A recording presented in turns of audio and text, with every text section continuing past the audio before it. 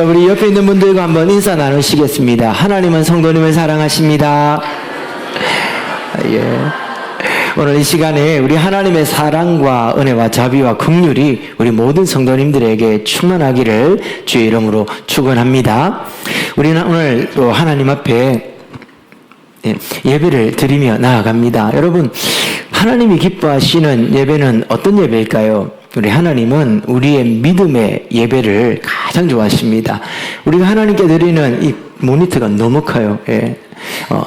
우리가 하나님께 드리는 예물과 찬송과 모든 것들이 사실은 우리의 믿음의 표현이고 또 믿음으로 드릴 때에 하나님께서 그 모든 것을 가장 기뻐하십니다. 왜냐하면 믿음은 하나님께서 하나님이 어떤 분이신지를 우리에게 나타내시는 방법이에요. 다시 말하면 하나님께서는 나의 믿음을 통해서 하나님이 어떤 분인지를 우리에게 알려주십니다.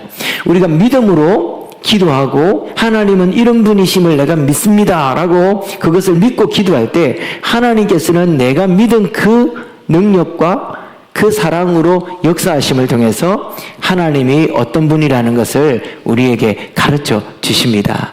그래서 우리는 믿음으로 하나님께 나아가고 또 믿음으로 하나님을 예배하고 믿음으로 하나님께 모든 예물을 드려야 할 것입니다. 오늘 우리가 성경에서 만나는 한 믿음의 거장을 봅니다. 이 사람의 믿음이 얼마나 큰지 예수님께서 내가 이와 같은 믿음을 이스라엘 중에서 보지 못하였더라 라고 말씀을 합니다. 과연 이 백부장의 믿음은 어떤 믿음이었기에 하나님께서 이 백부장의 믿음을 그렇게 칭찬하셨을까요? 모니터 볼륨을 너무 죽였어요. 또 이제 너무 안 들린다. 이게 중간이 없네요. 조금 이 볼륨을 좀 키워주세요. 우리가 잘 아는 것처럼 그 예수님께 백부장이 이렇게 말합니다. 예수님 오실 필요 없습니다. 말씀만 하옵소서. 그리하면 내 종이 낫겠습니다. 예, 지금 좋아요. 우리가 이 믿음을 볼 때에 이 백부장의 믿음을 어떻게 우리가 생각합니까? 아, 정말 확고한 믿음이구나. 예수님을 얼마나 잘 믿었으면 직접 오실 필요도 없고 그냥 여기서 나아라 라고 말씀만 하면 낫는 그런 믿음을 소유했구나 라고 우리는 생각을 합니다. 물론 그와 같은 믿음이죠. 그러나 예수님께서 지금 이 백부장의 믿음을 칭찬하시는 것은 그의 믿음을 통해서 예수님이 어떤 분인지를 정확하게 나타낸다라는 거예요. 그의 믿음이 강하고 견고하고 확고한 믿음이기도 하지만 그것보다 더 중요한 게 있어요. 그것은 무엇이냐면 지금 이 백부장의 믿음을 통해서 예수님이 어떤 분이고 어떤 일을 하기 위하여 이 땅에 오셨는지를 지금 예수님께서 정확하게 나타내신다라는 것입니다. 자, 그렇다면 이 백부장의 믿음을 통하여서 우리에게 알려주시고 보여주시는 예수님은 어떤 분이십니까? 지난 금요일에도 여러분들과 함께 우리 로마서 10장을 통해서 나눈 것처럼 열심과 지식 가운데 더 중요한 것은 열심이 아니라 바른 지식이라고 그랬어요.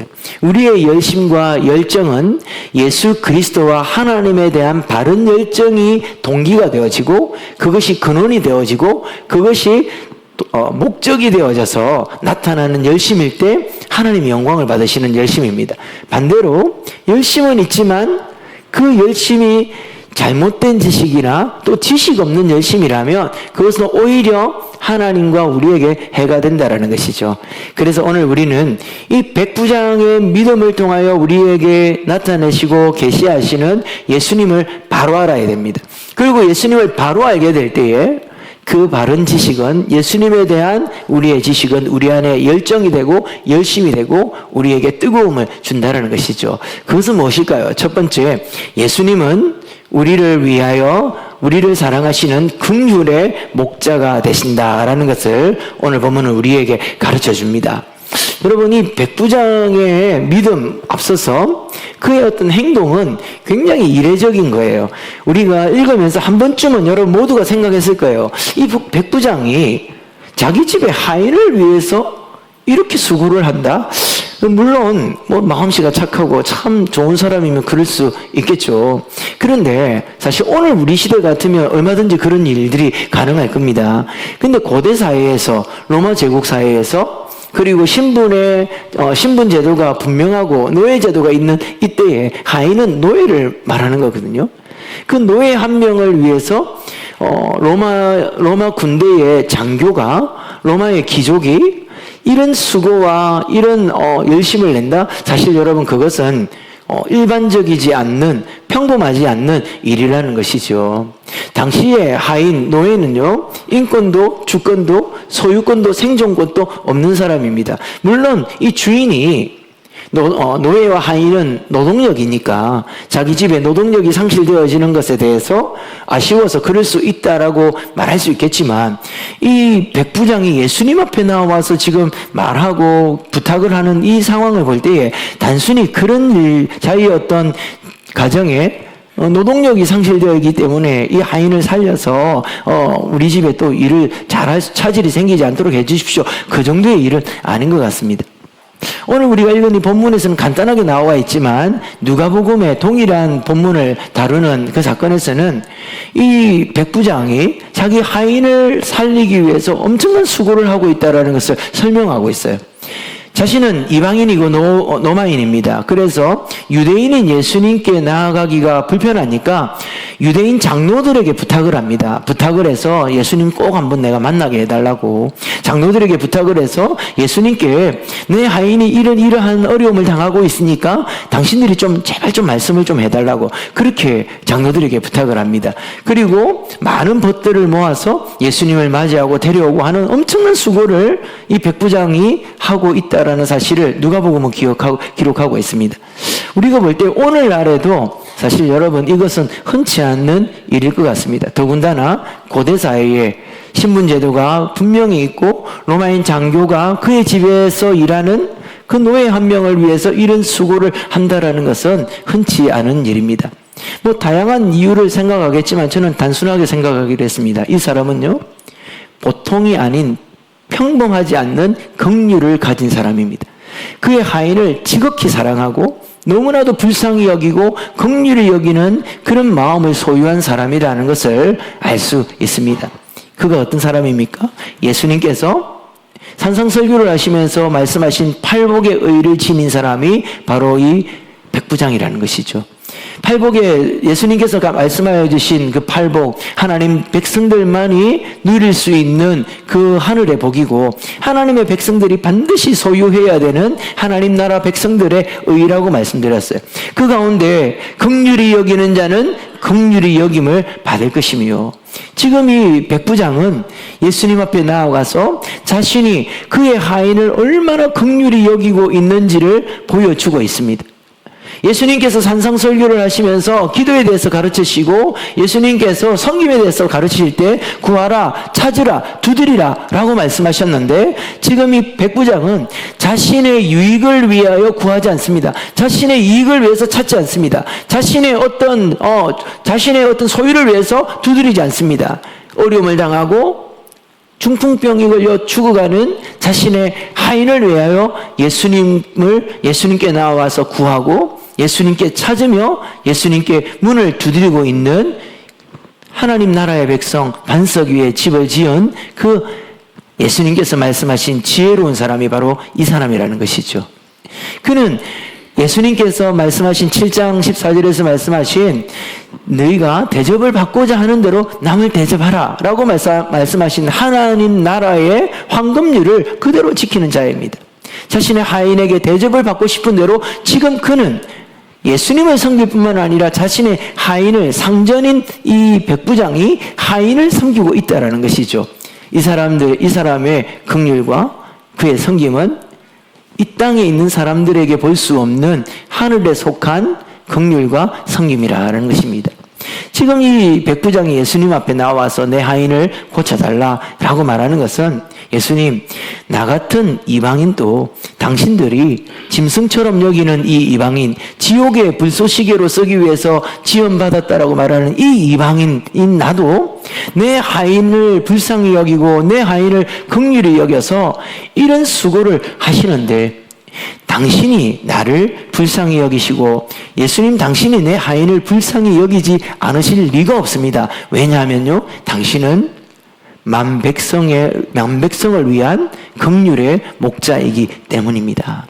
지금 예수님께서 이 백부장을 믿음을 통하여 보고 있는 것은 예수님이 긍휼의 목자이시다라는 것을 믿는 그의 믿음입니다.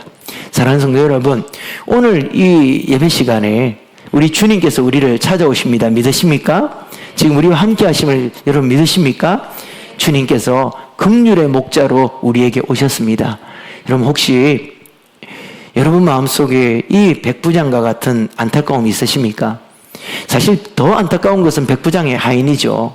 백부장의 하인은 지금 몸이 아파서 일어서지도 못하고 자신이 직접 나와 하나님 예수님께 구해야 되는데 그것마저도 할 수 없는 너무나도 안타깝고 고통스럽고 고된 그런 인생을 살아가고 있습니다. 혹시 여러분들 중에 그와 같은 고통과 슬픔과 그리고 고난 가운데 있는 성도들이 계십니까? 인생은 멀리서 보면 모든 사람들이 행복해 보이지만 가까이에서 보면 모두가 비극을 살고 있다라고 누가 그랬어요. 우리 성도님들이 웃으면서 교회 와서 인사하시고 지금 저를 보는 여러분들의 눈빛은 정말 은혜가 가득 찬 눈빛이지만 그러나 여러분 마음 한편에는 이 백부장 같은 이 백부장의 하인과 같은 여러분들만의 슬픔, 여러분들만의 고통과 아픔과 단식을 다 가지고 오셨으리라 믿습니다. 오늘 예수님께서는 그 사람을 찾으십니다. 긍휼의 목자 되신 예수님께서 이 백부장의 하인을 치유하시고 백부장의 마음을 위로하셨던 것처럼 이 긍휼 많으신 우리 예수님께서 우리의 고통과 우리의 슬픔과 우리의 아픔을 다 위로하시고 긍휼을 베푸셔서 고치시기를 원하십니다. 예수님께 나와서 다 쏟아내십시오. 예수님께 다 아뢰십시오. 너 예수께 조용히 나와 내 마음을 쏟아놓으라. 늘 은밀히 보시는 주님께서 큰 은혜를 베푸시리라. 긍휼의 목자 되신 우리 주님이 오늘 이 시간 이 자리를 다 거니시면서 우리 마음속에 있는 여러분들의 마음속에 있는 아픔을 만지시고 근심을 치유하시고 슬픔을 위로하시고 한없는 하늘의 긍휼을 베풀어 주시는 은혜를 우리 모든 성도님들이 있기를 주의 이름으로 축원합니다. 두 번째, 이 백부장의 믿음을 통하여서 우리가 알 수 있는 예수님의 정체는 무엇입니까? 우리 한번 읽어보시겠습니다. 시작. 예수님은 만백성의 구주, 모든 민족의 왕이십니다. 사실 이 본문이, 이 구절이 오늘 설교의 메인 주제입니다. 백부장이 예수님께 이렇게 말씀합니다. 예수님, 우리 집에 들어오실 수가 없습니다.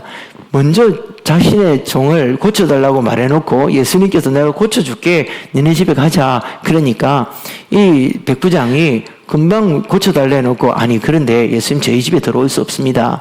내가 예수님이 우리 집에 들어오시는 것을 감당하지 못하겠습니다. 이렇게 말합니다. 그럼 어떤 의미일까요? 예수님은 너무 지체 높으신 분이고 영광스러운 분이기 때문에 우리 집이 누추한 곳에 들어올 수 없습니다. 이런 말일까요? 아니면 이전에 제가 여러분들 대신방할 때 막 엄청난 소란들이 일어났죠. 제가 방문하니까 사실 제가 특별한 사람입니까? 그런데도 1년 대청소 그날 다 했잖아요. 어떤 집은 벽지도 갈고 커튼도 갈고 아직도 기억납니다. 다 치워놓고 한 방에 쓰레기를 몰아놨는데 하필 전화가 와가지고 내가 그 방에 들어가가지고 1시간 동안 통화를 했어요. 제가 통화하면서 이리저리 다 살폈어요. 이 집에 몹쓰는 물건을 이 방에 다 몰아넣었구나. 또 어떤 집사님 그러시더라고요. 다 치우고 주방만 안 치웠는데 하필 내가 왜 그리로 갑니까? 목사가 주방으로 갈 일이 없는데. 그런 마음이었을까요? 그런 마음 아니겠죠. 귀족이에요. 로마 군대에 장교입니다. 부잣집이죠. 그래서 집이 부끄러워서 못 들어온다라고 말하지는 않았을 겁니다. 이것은 이 로마 군대 장관인 이방인이 유대인인 예수님을 배려하는 것입니다. 유대인들은 이방인들의 집에 들어가는 것을 금기시 여깁니다. 이방인들은 부정하고 또 부정한 자와 함께 밥상에 앉고 또 부정한 자의 이방인들의 집에 들어가는 것은 부정하게 한다고 생각하여서 절대로 하지 않는 일입니다. 근데 예수님이 내가 지금 너희 집에 가겠다 그러니까 사실 이 백부장이 깜짝 놀란 것이죠. 당신은 유대인인데 어떻게 그런 위험을 무릅쓰고 우리 집에 들어오려고 합니까? 혹시라도 당신이 우리 집에 들어왔다가 다른 바리새인들이나 다른 유대인들에게 책이 잡힐 수 있습니다. 그러니까 제가 감당을 못하겠습니다. 들어오지 마십시오. 지금 이 백부장은 예수님은 유대인이시고 나는 이방인입니다 라는 선을 분명하게 긋고 있습니다. 근데 그 다음에 이런 이야기를 합니다. 말씀만 하여 주십시오. 그러면 나의 종이 낫겠나이다. 여러분 깜짝 놀랄 만한 믿음이다. 그죠? 시작할 때 말씀드린 것처럼 예수님께서 이 믿음을 기뻐하십니다.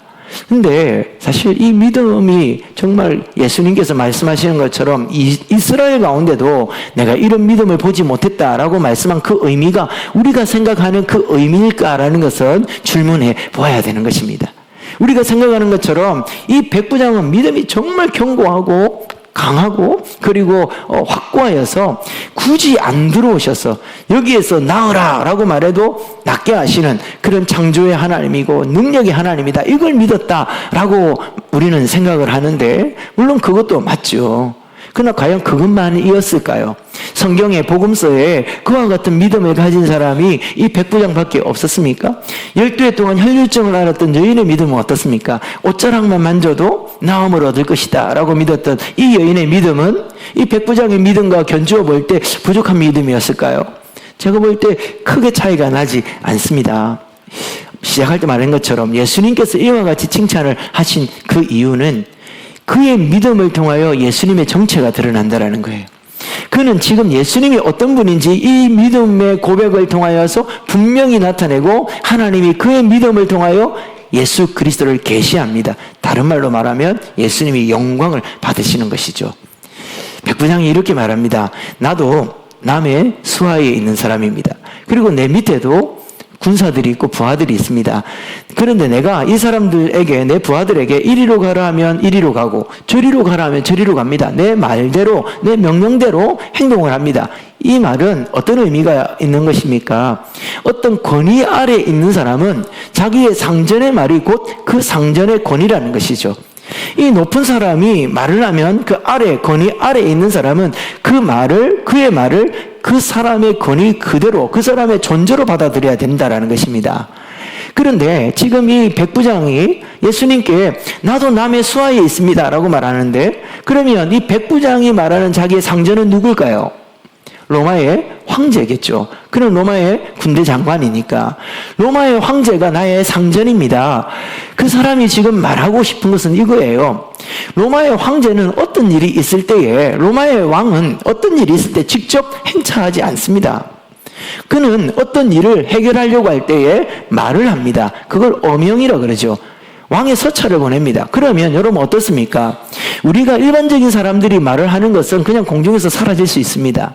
그런데 왕의 말은 절대 사라지지 않습니다.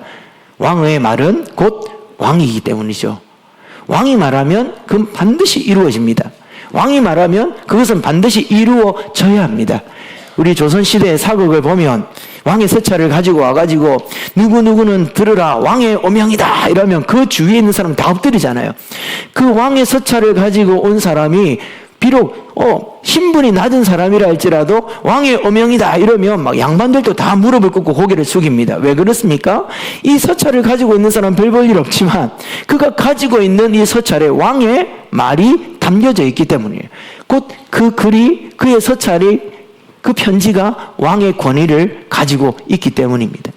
지금 이 백부장이 말하는 건 그것이죠. 나도 나에게도 상전이 있습니다. 그분의 말은 곧 그분입니다.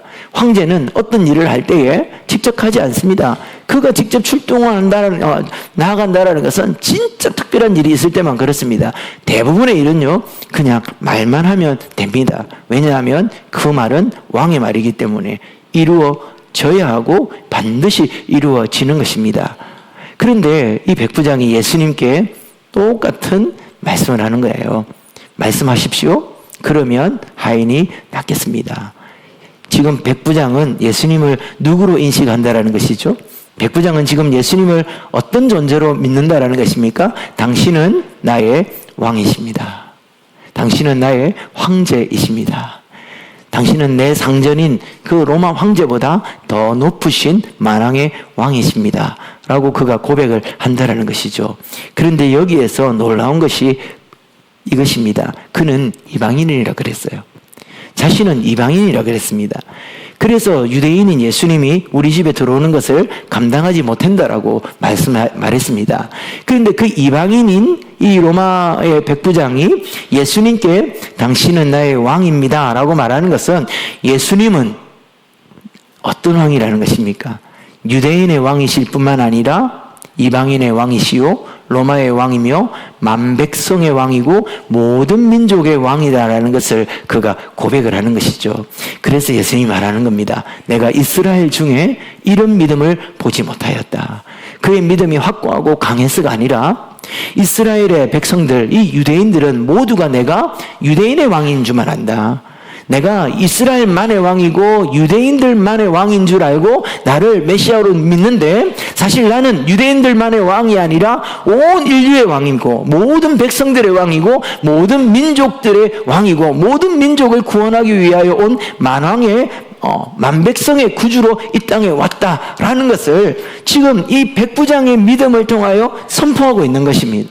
그래서 이스라엘 백성들은 이거 아무도 모르는데 어떻게 이 이방인이 아느냐? 이 이방인이 자신을 자신의 왕으로 여긴다라는 것은 내가 이방인의 왕이요, 로마인의 왕이요, 만백성의 왕이라는 것을 그의 입술로 고백하고 있는 거 아니냐? 그래서 그 믿음을 기뻐하시고 그 기쁨에 칭찬을 하시는 겁니다. 그 위에 선포하시죠. 동서로부터 많은 사람들이 나와서 아브라함과 이삭과 야곱의 자리에, 천국의 자리에 앉게 될 것이다. 이 사람의 믿음을 통하여 선포하는 겁니다. 이제 앞으로 동서로부터 세계 곳곳에서 유대인들뿐만 아니라 이스라엘 백성들뿐만 아니라 이 가나안 땅에 있는 이스라엘 땅에 있는 이 백성들뿐만 아니라 세계 곳곳 동서에 있는 수많은 사람들이, 수많은 이방인들이 이 백부장이 가지고 있는 이 믿음으로 가지고 나오면 그들도 아브라함과 이삭과 야곱이 앉아있는 그 천국의 자리에 앉게 될 것이다 라는 것을 예수님께서 선포하시는 것입니다. 이 믿음이, 지금 이 백부장의 믿음이 왜 중요한 것일까요? 그리고 마태는 왜 이 백부장의 믿음을 조명하여서 강조해서 말씀하고 있는 것일까요? 여러분, 마태복음은 총 28장으로 되어 있습니다. 그리고 이 마태복음의 주제와 결론은 어디에 나와 있죠? 마태복음 28장 18절에서 20절. 우리가 너무나도 잘 알고 암송하는 예수님의 지상명령입니다. 우리 다 같이 한번 읽어보도록 하겠습니다. 한 목소리로 함께 읽겠습니다. 시작. 예수께서 나와 말씀하여 이르시되 하늘과 땅의 모든 권세를 내게 주셨으니 그러므로 너희는 가서 모든 민족을 제자로 삼고 아버지와 아들과 성령의 이름으로 세례를 베풀고 내가 너희에게 분부한 모든 것을 가르쳐 지키게 하라. 볼지어다 내가 세상 끝날까지 너희와 항상 함께 있으리라 하시니라. 아멘. 이것은 여러분 마태복음의 결론이고 마태복음의 목적입니다. 이 마태복음을 마태가 왜 기록하였냐면 이 말을 지키게 하기 위해서 예수님은 어떤 분이다 라는 것을 가르쳐주기 위해서 1장부터 27장까지를 기록한 것이죠. 다 읽고 나서 봤지? 예수님은 이런 분이야. 그러니까 너희는 가서 이 예수님을 제자를 삼고 예수님의 이름으로 세례를 주고 예수님이 가르친 말씀을 가르치게 해라 라고 말씀하기 위해서 마태복음의 모든 장을 기록한 거라는 것이죠. 그런데 제가 시작할 때 첫 시간에 여러분에게 말씀을 드렸습니다. 이 마태복음은 1차 독자가 누구예요? 마태가 사역하는, 목회하는 마태 공동체인데 그 마태 공동체, 쉽게 말하면 마태가 사역하는, 목사로 사역하는 교회인데 이 교회 구성원들은 유대인들로 구성되어 있어요. 마태복음은 유대인들에게 보내는 복음의 편지입니다. 그래서 이 마태복음에는 예수님이 유대인들이 그렇게 기다리는 다윗의 후손, 그들이 간절히 바라는 메시아, 다윗의 후손으로 오시는 그들의 왕을 예수님으로 그리고 있다는 것이죠. 그래서 그들은 모두가 유대인들입니다. 그 유대인들에게 예수님, 마태가 만약 이 마태복음 28장 18절과 20절의 말씀을 먼저 하였다면 과연 그들이 이 지상 명령을 듣고 순종하고 납득하고 순종할 수 있었을까요? 예수님께서 지상 명령을 내리시면서 당신을 이렇게 소개합니다. 나는 하늘과 땅의 모든 권세를 가진 자다. 무슨 말입니까? 유대인의 왕일 뿐만 아니라 모든 우주의 왕이고 천하 만물의 통치자다라는 것을 밝히시는 것이죠. 그런데 그 다음이 문제가 있습니다. 가라. 어디로 가야 됩니까? 모든 민족에게. 유대인들에게는 상상할 수 없는 일입니다. 유대인들에게 있어서 구원은 유대인들만의 구원이죠.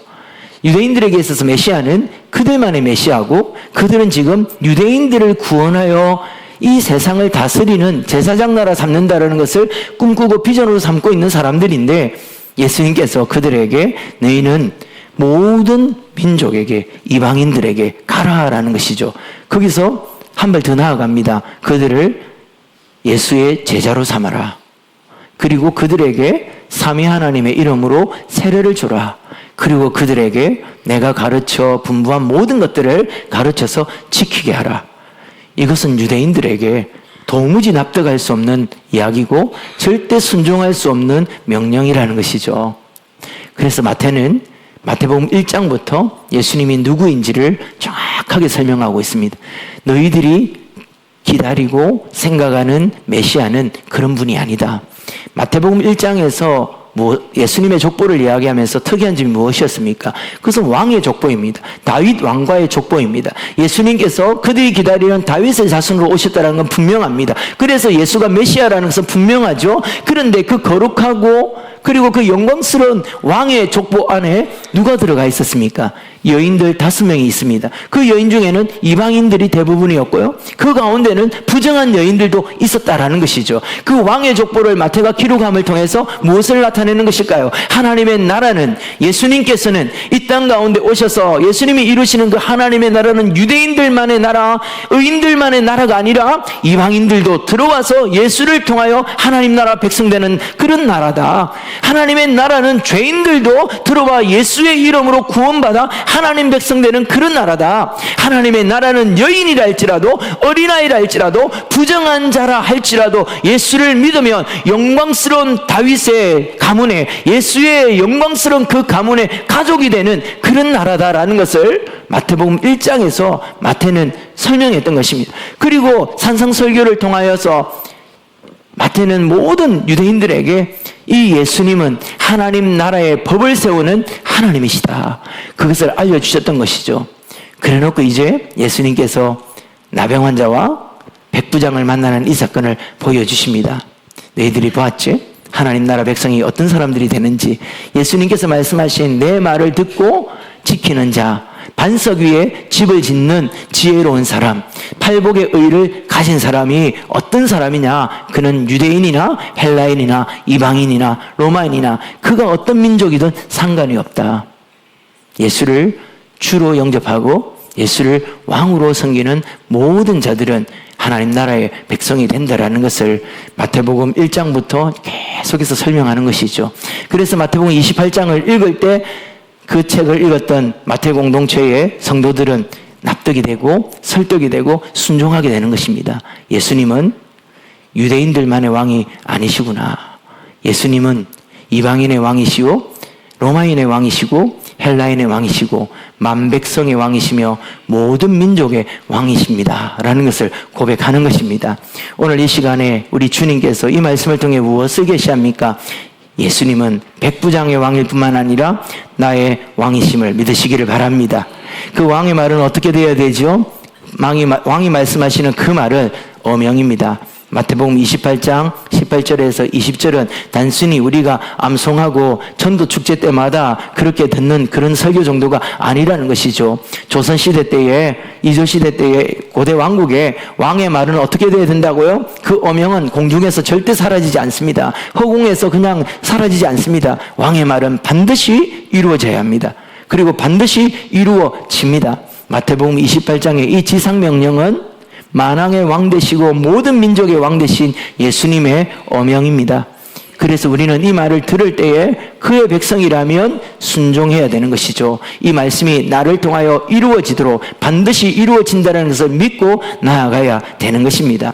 우리가 다음 주에 전도주의를 가집니다.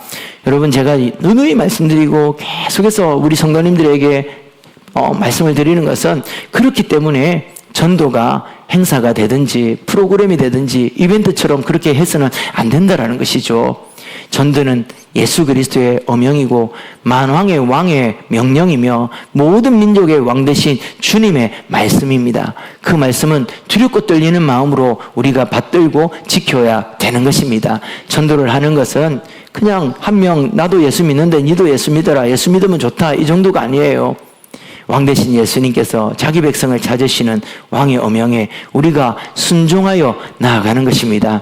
다음 주일 우리 전도주의를 지킬 때에 이번 한 주간 기도하시면서 예수님께서 이 백부장의 믿음을 보시고 동서로부터 많은 자들이 나와서 아브라함과 이삭과 야곱의 자리에 앉게 될 것이다, 야곱과 함께 천국에 앉게 될 것이다 라고 말씀하신 이 말씀을 기억하면서 우리가 이 왕의 명에 순종하여 나아가는 우리 모든 성도님들 되시기를 주의 이름으로 축원합니다. 말씀을 기억하시면서 함께